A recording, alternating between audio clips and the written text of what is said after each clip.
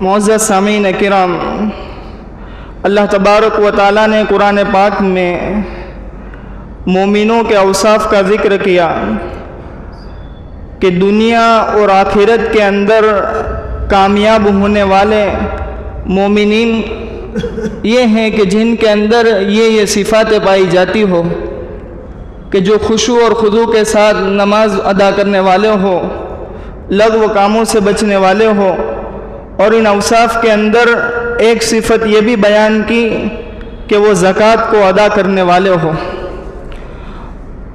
اس آیت کریمہ کے علاوہ قرآن پاک میں تقریباً 32 مرتبہ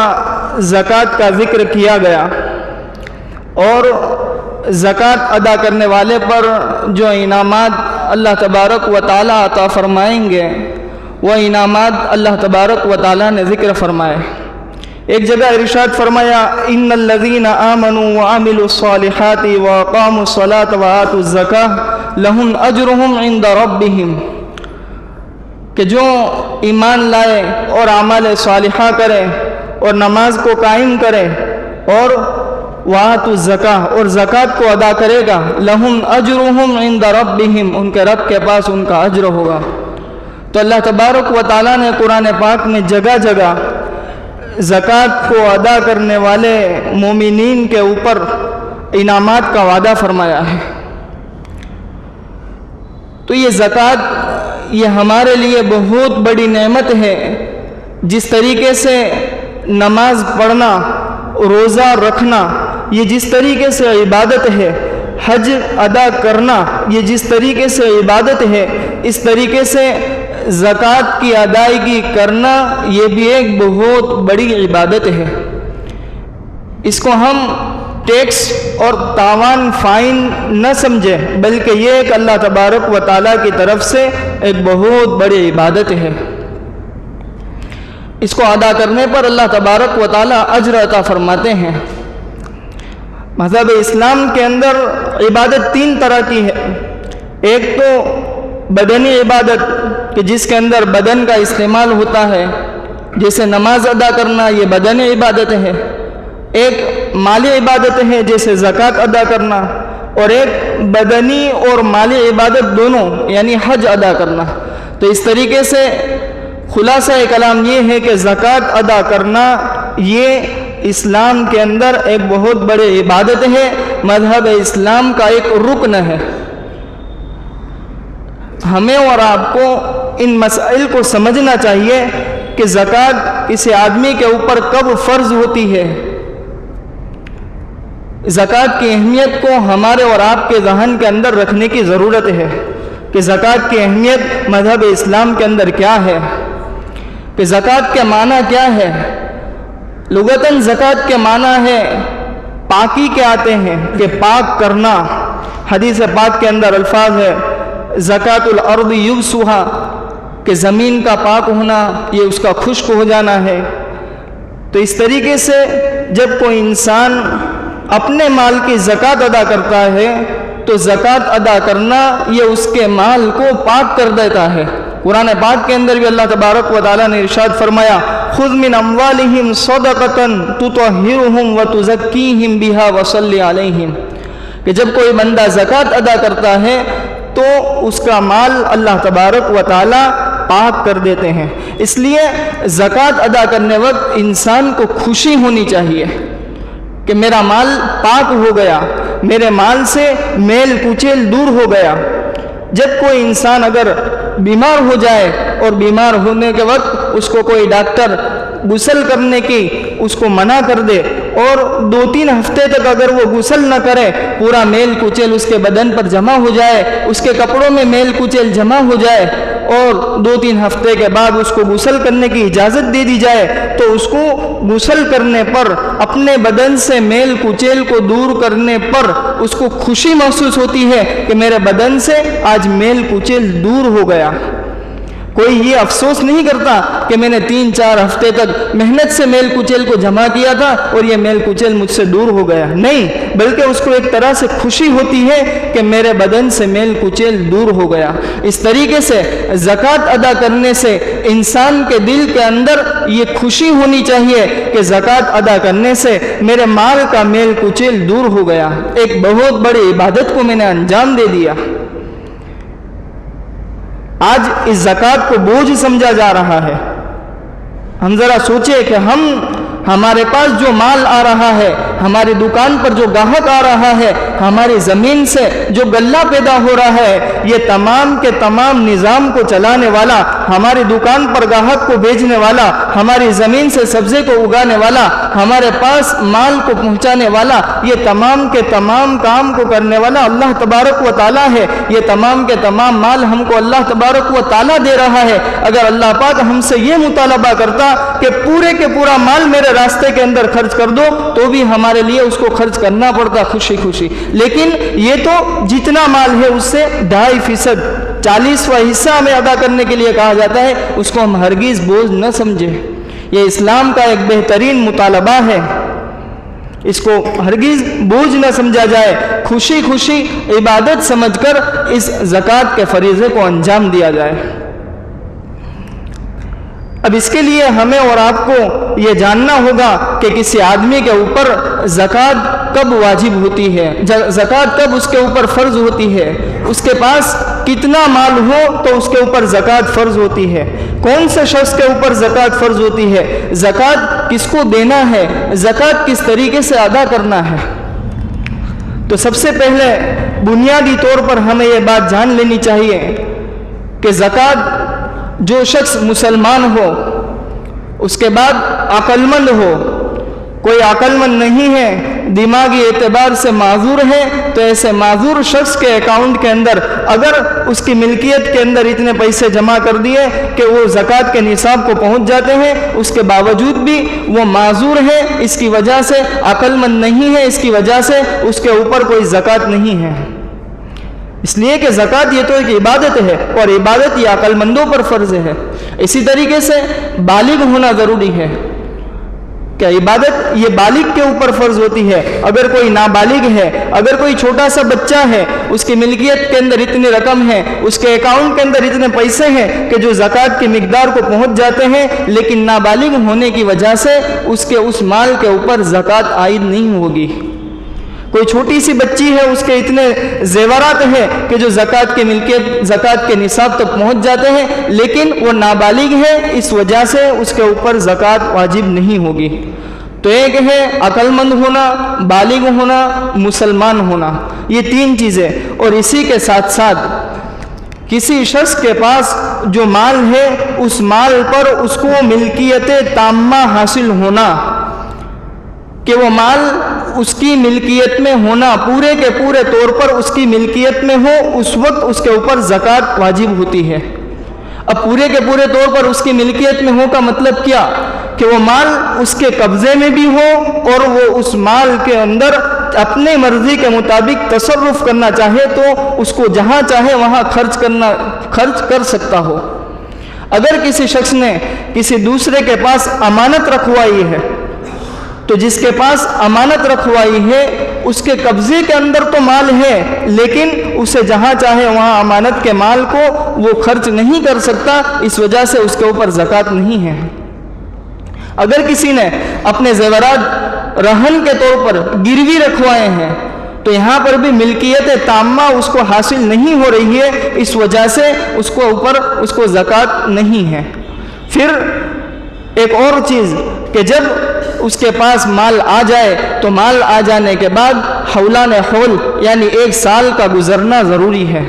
جب اتنی چیزیں پائی جائے اس وقت ایسے شخص کے اوپر زکوٰۃ عائد ہوتی ہے.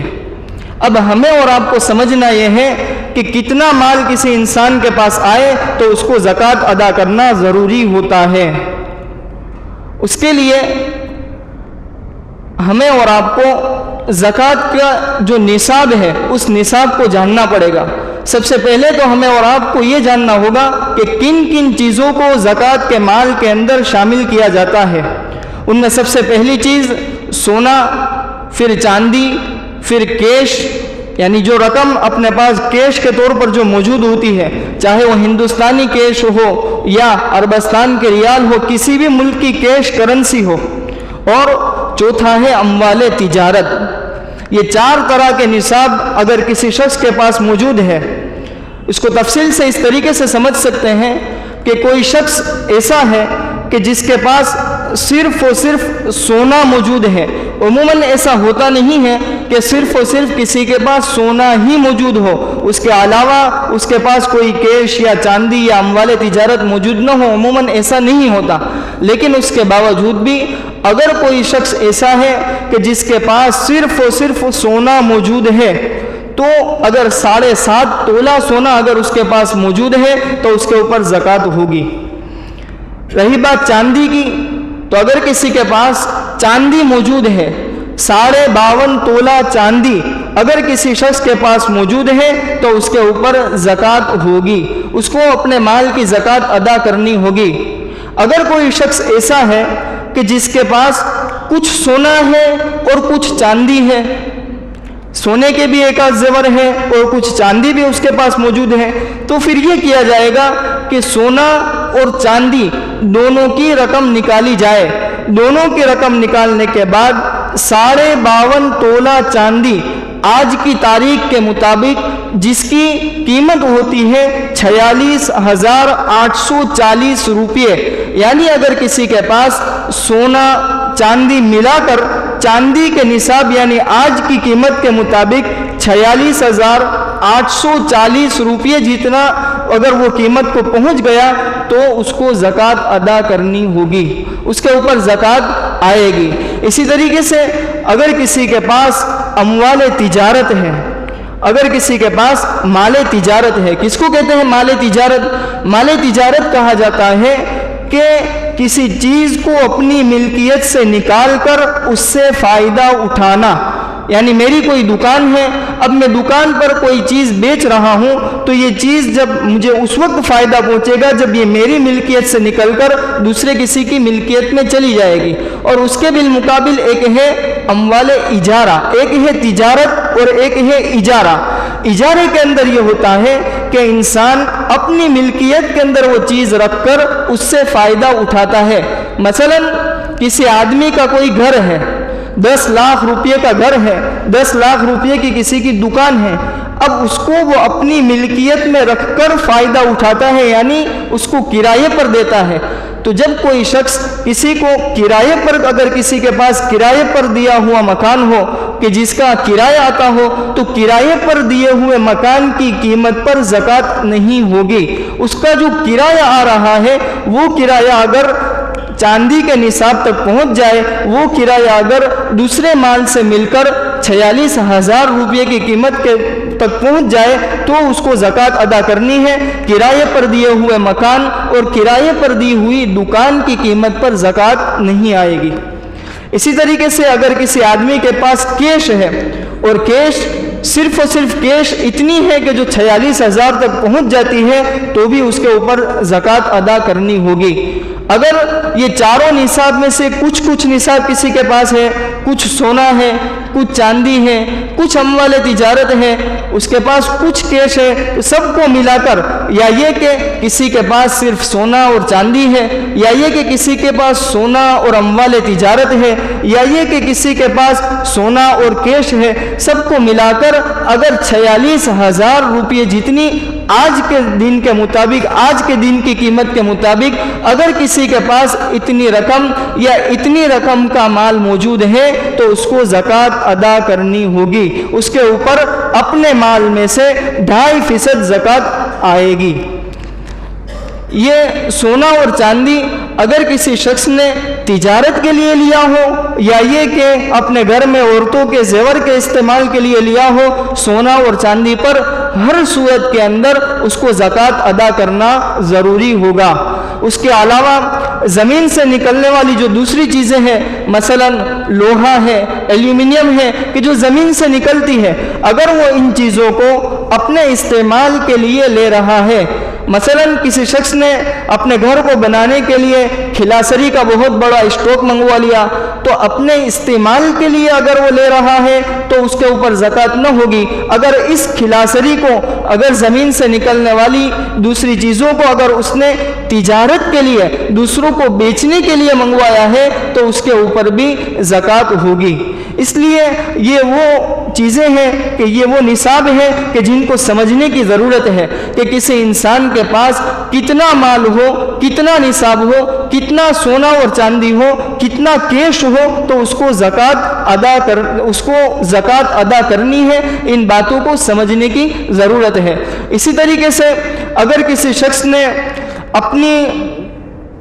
اپنی رقم کو فکس ڈپوزٹ کے اندر رکھوا دیا، یہ نہیں رکھوانا چاہیے۔ فکس ڈپوزٹ کے اندر رکھوانے سے اس کے اوپر جو سود آتا ہے وہ سود کا کھانا حرام ہے، لیکن اس کے باوجود بھی اگر کسی نے فکس ڈپوزٹ کے اندر اپنی رقم کو رکھوایا تو اس فکس ڈپوزٹ پر رکھی ہوئی رقم پر بھی زکوٰۃ ادا کرنی ہوگی۔ اس کے علاوہ اگر کسی نے شیئرز خریدے ہیں، شیئرز خریدنے کی دو وجوہات ہوتی ہیں، دو غرض سے شیئرز خریدے جاتے ہیں۔ بعض لوگ تو شیئرز صرف اس لیے خریدتے ہیں کہ شیئرز کا جب قیمت اس کی ڈاؤن ہوتی ہے اس وقت اس کو خرید لیا جاتا ہے، اور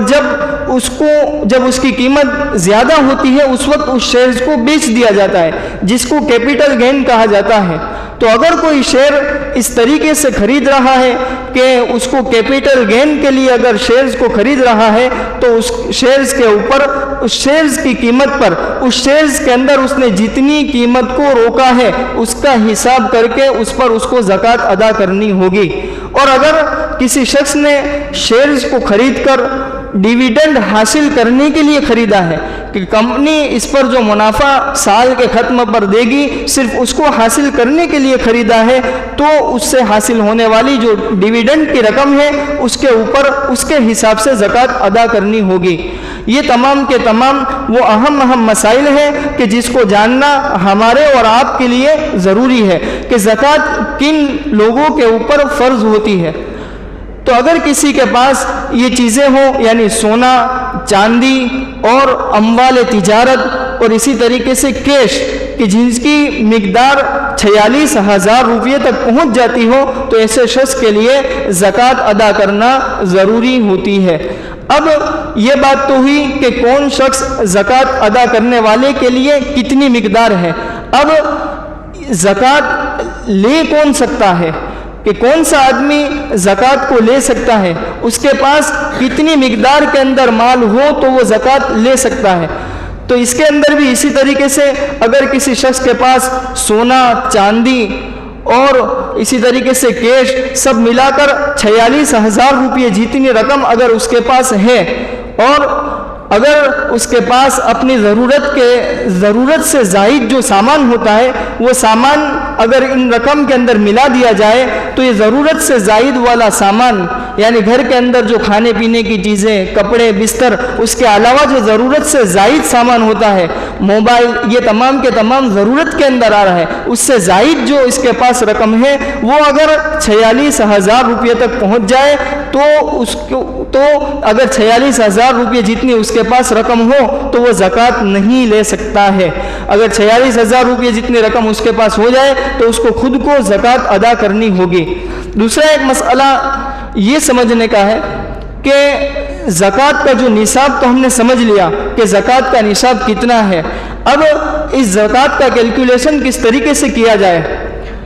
کہ سب سے پہلی مرتبہ جب کوئی انسان صاحب نصاب ہو، یعنی سب سے پہلی مرتبہ جب اس کے پاس اتنا مال آ جائے کہ جس کی مقدار 46,000 روپے جتنی پہنچ جائے، تو سب سے پہلی مرتبہ جب اس کے پاس مال آیا، مثلاً 1 ربیع الاول کو اس کے پاس اتنا مال آ گیا کہ اب وہ صاحب نصاب بن گیا، تو اب اس کے بعد والے سال کی 1 سال گزرنے کے بعد جب 1 ربیع الاول آئے گی تو 1 ربیع الاول جو اب آئی، اس 1 ربیع الاول کے اندر اس کے پاس جتنا مال ہے اتنے مال کی 2.5% اس کو زکوٰۃ ادا کرنی ہے۔ اگر اس سال کے دوران اس کے پاس 1 کروڑ روپیہ آ گیا اور وہ 1 کروڑ روپیہ 1 سال ختم ہونے سے پہلے اس کے پاس سے چلا گیا تو اس کا شمار اس حساب کے اندر نہیں کیا جائے گا۔ اگر کسی انسان کے پاس اس کی سال ختم ہونے کی جو تاریخ ہے اس تاریخ سے 5 دن پہلے یا 1 دن پہلے بھی اگر کسی انسان کے پاس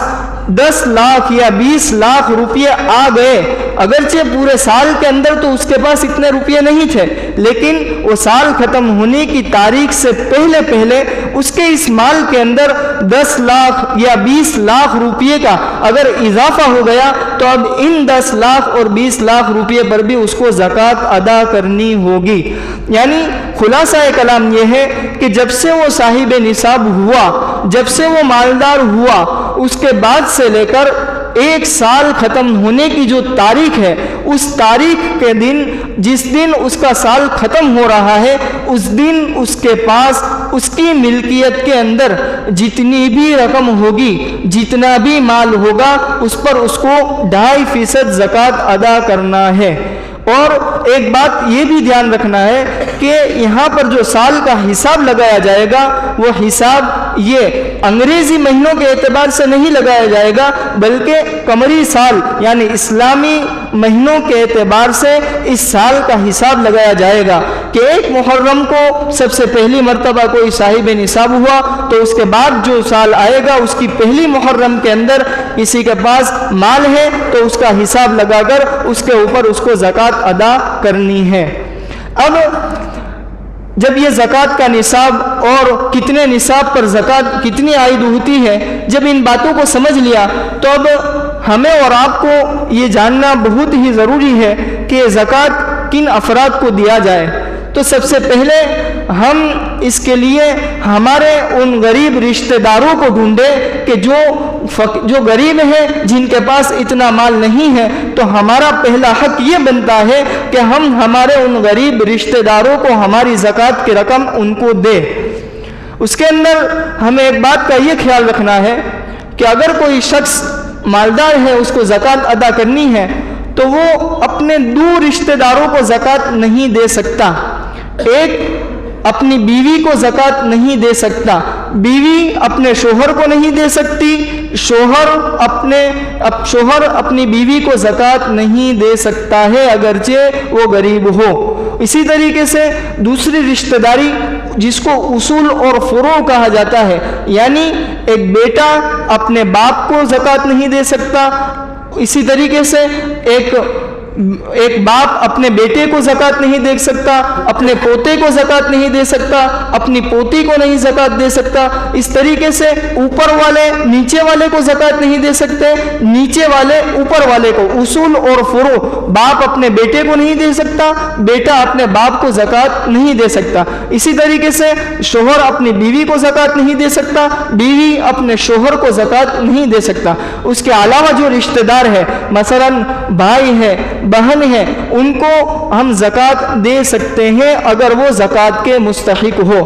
اس کے علاوہ عموماً ایک غلطی یہ ہوتی ہے کہ بہت سارے لوگ جب زکوٰۃ کا حساب کرتے ہیں تب یہ کہتے ہیں کہ ہم نے جو یہ رقم رکھی ہے، یہ رقم ہم نے حج ادا کرنے کے لیے رکھی ہے، اس لیے اس کے اوپر ہم زکوٰۃ نہیں دیں گے۔ نہیں، حج ادا کرنے کے لیے اگرچہ رقم رکھی ہو یا بیوی یا اپنے بچوں کی شادی کرنے کے لیے رقم رکھی ہو، جو بھی رقم رکھی ہو، اگر وہ نصاب تک پہنچ جاتی ہے اور ہماری ملکیت کے اندر ہے تو اس کے اوپر زکوٰۃ ادا کرنی ہوگی، اگرچہ اس کو تم نے حج کرنے کے لیے رکھا ہے یا کسی دوسرے کام کے لیے رکھا ہو۔ اسی طریقے سے زکوٰۃ کو ادا کرتے وقت بہت سی مرتبہ یہ غلطی ہوتی ہے کہ لوگ صرف بیوہ کا ٹائٹل دیکھ کر، یتیم کا ٹائٹل دیکھ کر ایسے ہی اس کو زکوٰۃ دے دیتے ہیں، لیکن یہ بات دھیان رکھنا چاہیے کہ کوئی بیوہ ہے یا یتیم ہے تو اس کے ساتھ ساتھ صاحب نصاب نہ ہونا، اس کے پاس اتنی مقدار رقم نہ ہونا، اتنا مال نہ ہونا بھی ایک شرط ہے۔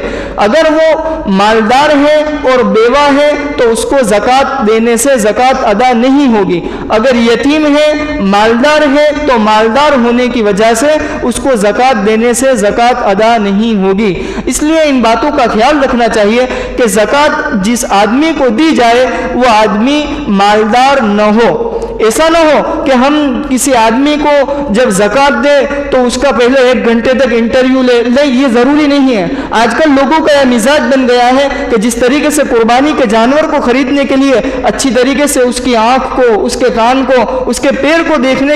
اس کو دیکھا جاتا ہے، اس طریقے سے جب آج کل لوگ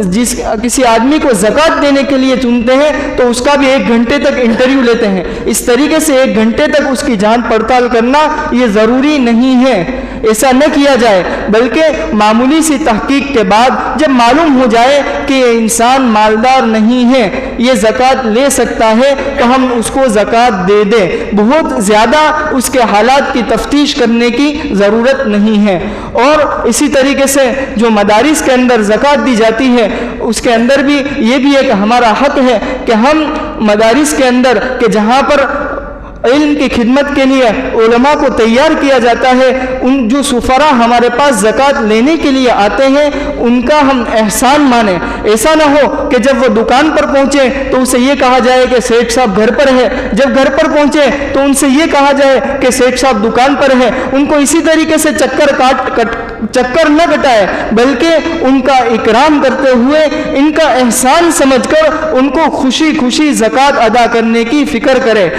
اور سب سے اچھی شکل تو یہ ہے کہ ہم خود، ہمارا حق تو یہ بنتا ہے کہ ہم خود اپنا وقت نکال کر ہم ہمارے زکوٰۃ کو مال کو لے کر مستحقین تک پہنچانے کی فکر کریں، ہم خود بیوہ کے گھر پر پہنچانے کی فکر کریں، ہم خود ہمارے رشتہ دار کے اندر جو غریب ہے ان کے گھروں کے اندر جا کر ہم خود ہمارے ہاتھوں سے پہنچانے کی فکر کریں۔ جو مدرسہ ایسا ہے جہاں پر زکوٰۃ کی رقم لی جاتی ہے، زکوٰۃ کے مستحقین طلبہ پڑھتے ہیں، تو ہمارا حق تو یہ بنتا ہے کہ ہم خود ہمارے زکوٰۃ کی رقم کو لے کر، ہمارے زکوٰۃ کے مال کو لے کر ان مدرسوں تک پہنچائے اور ہمارے وقت کو فارغ کر کر وہاں جا کر اپنے ہاتھ سے ادا کرے۔ لیکن یہ جب نہیں کر سکتے تو جب ہمارے پاس زکوٰۃ کی رقم لینے کے لیے مدارس کے سفراء جب حاضر ہو تو اکرام کے ساتھ ان کا احسان سمجھتے ہوئے ہم ان کو زکوٰۃ کی رقم ادا کریں۔ اللہ تبارک و تعالیٰ سے دعا ہے کہ اللہ تبارک و تعالیٰ